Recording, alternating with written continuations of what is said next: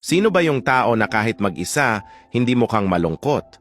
Yung tipong kaya nilang kumain mag-isa, maglakad mag-isa, at umupo sa kafe nang walang kasamang iba. Sa paningin ng iba, parang awkward.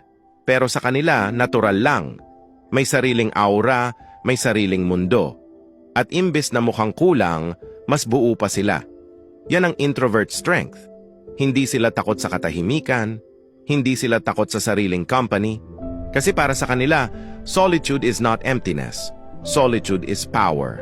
Isipin mo, sa mundong sobrang maingay, laging naghahabol ng likes at validation, bihira yung taong kayang umupo ng mag-isa at genuinely masaya pa rin. Hindi ibig sabihin na ayaw nila ng tao.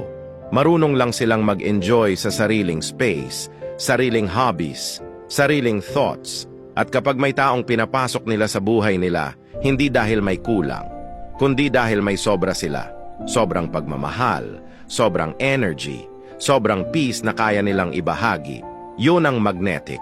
Yun ang tunay na strength. Kaya kapag pinili ka ng introvert, tandaan mo, hindi dahil kailangan ka nila para mabuo.